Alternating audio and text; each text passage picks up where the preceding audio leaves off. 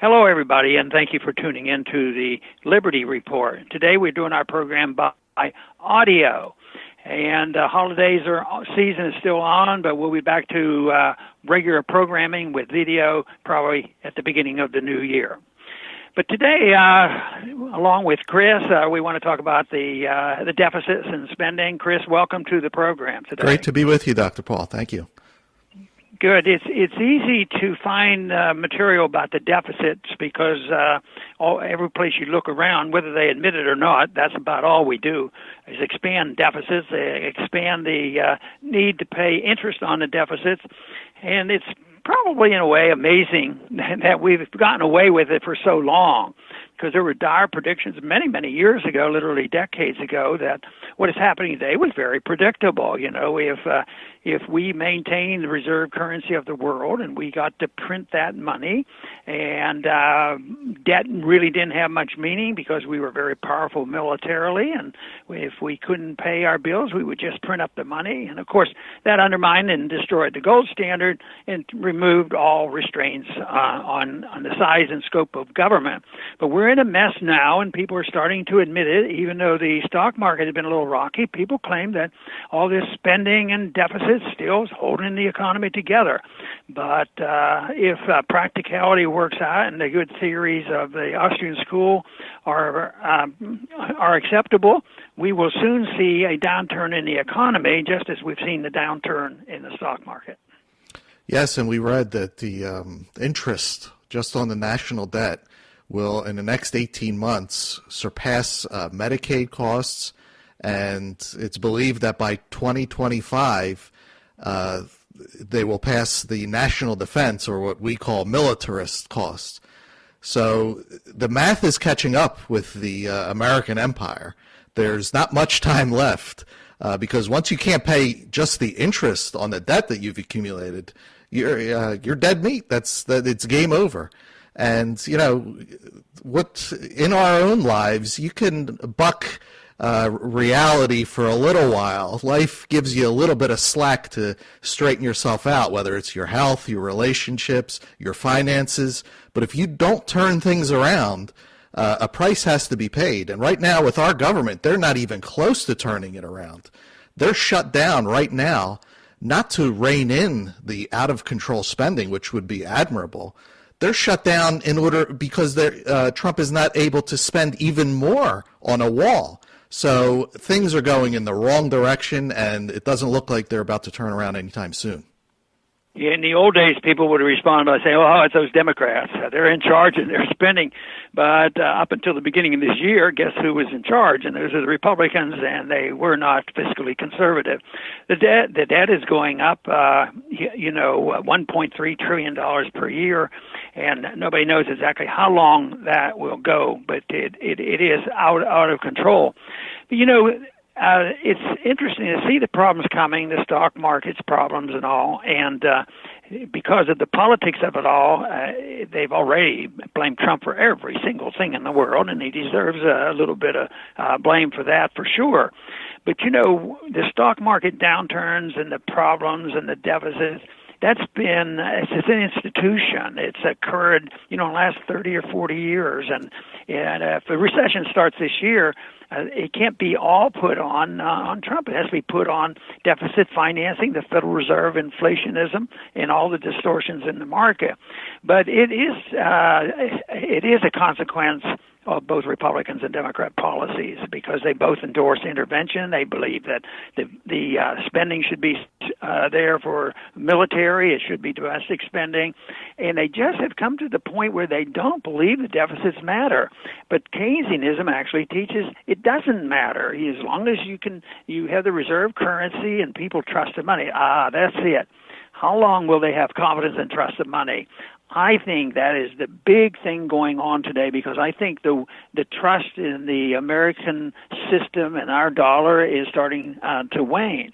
But, that is amazing, because the competition isn't all that great. What currency is now available that could easily be used to substitute for the dollar? There isn't much. But we also see countries in the East, Russia as well as, China, other places are buying a lot of gold. So I think they have a suspicion that there will be a monetary reform to replace the dollar at one time in the future, which is unknown. Yes, and the dollar, the national debt, and as you mentioned, the deficits don't matter. The debt is so big and so many trillions of dollars that it really means nothing to the average American. It's just pass it off to the next guy. And with the dollar, a hamburger used to be a quarter, now it's $5. Well, maybe someday it'll be $20, right? Who cares? That's life. No, it's not life. You can't destroy the currency forever. Ultimately, it becomes completely worthless. And some generation will be holding the bag. If it's not us, it'll be our kids, our grandkids. But by the looks of it, it may be us. So we have to get our own individual houses in order and learn the truth so that at least we can get through the tough times that are ahead. In a free market, people make decisions, and to some degree they still do, on what they will spend immediately for what their needs are, regardless of what they have, and worry about it in the futures. In the old days, people would make a decision, say, well, I don't have the money in the bank. I'm going to save a little bit, and then I will be able to buy what I want. And there was a time preference. But governments have never been required to do that because they just spend, and if they have to deal with it, when the time comes, they just either print the money or borrow more money, so it doesn't work to restrain government. It will and have restrained people in a private market because people figure, well, I'm going to have to pay for this later on. But this Christmas is something else. It's either we're on the wrong track or somebody's in for a big surprise. This Christmas was a great spending Christmas, $850 billion at Christmas time, and there were a lot of people very, very happy, and profits were made, and a lot of kids enjoyed all their presents. But when is that going to be paid for? That's just a delay, and that means that maybe in a month or two from now, the spending is going to go way down, which is different than governments. Governments would just print the money and be able to get by, but the market forces aren't there to restrain government, and there's never any restraint on the immediate gratification. People talk about immediate gratification of that has crept into our culture, and they want, spend, and personal debt does get run up to a point where it's unsustainable. So people have joined in this idea that you can have everything you want and you spend it and you worry about it later.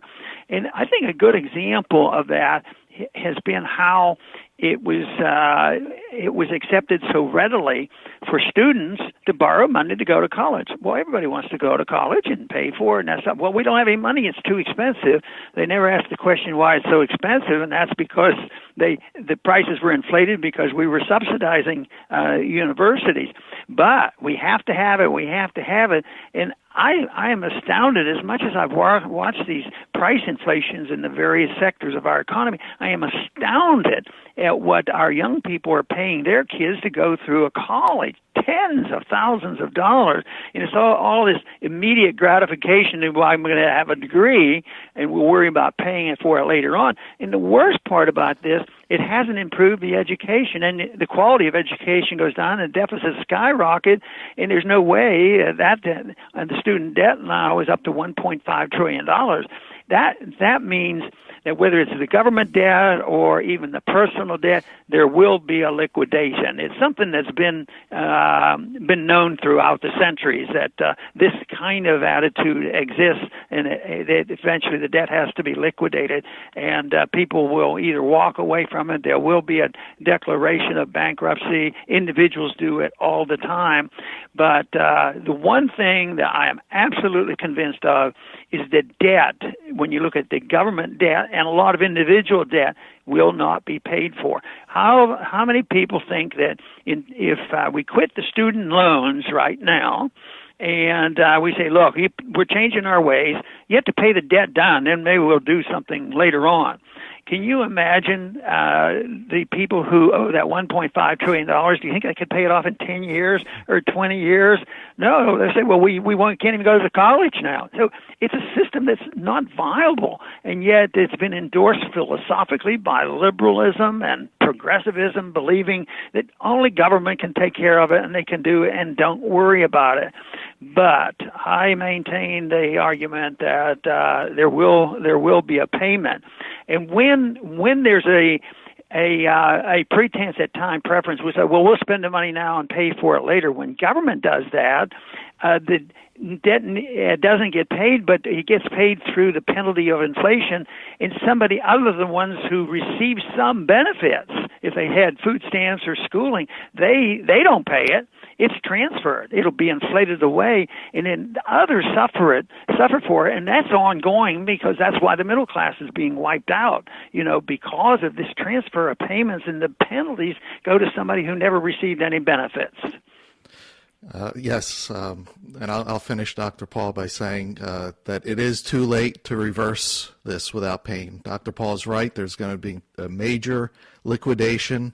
And even if Dr. Paul were president himself and shrank government down to its constitutional size, it would be very painful because so many people have warped beliefs on what government is. It's their be-all and end-all. I mean, even if you look at President Trump, he's expanding the size of government everywhere, and they're still losing their minds over it. So it's pretty bad, and the only thing it looks like that will take care of this is the math itself, the economic laws of supply and demand. And no one, no matter what they do, will be able to stop it. And, on an individual level, the best we can do is unwarp our own thinking and then share it with others, because there's going to be a lot of people getting out of the government cult once their beliefs have been shattered. Very good, and I'll close also by following up on this issue of liquidation. Debt will be liquidated. Sometimes it's liquidated by an honest upfront bankruptcy. That does not happen with government. It won't happen with student loans or anything else. But the debt usually gets liquidated through the inflation. But I think the most important thing is in my efforts, and yours too, Chris, has been to try to explain this to people, to understand why we're in this trouble and why it is dangerous and anticipate it. I think anybody who understood Austrian economics have no surprises in 2018, other than the fact that it wasn't worse than it was, and that it is possible to understand it. So we have an opportunity to explain the economic system.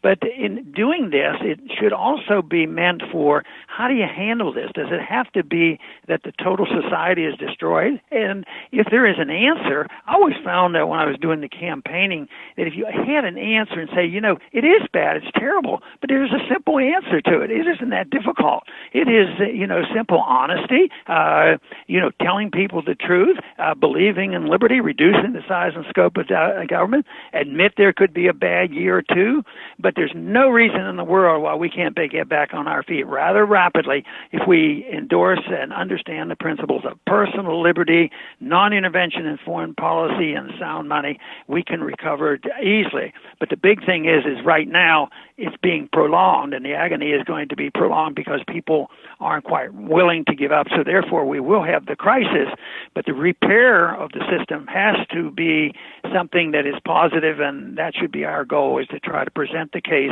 for liberty. I want to thank everybody for tuning in today to the Liberty Report. Please come back soon.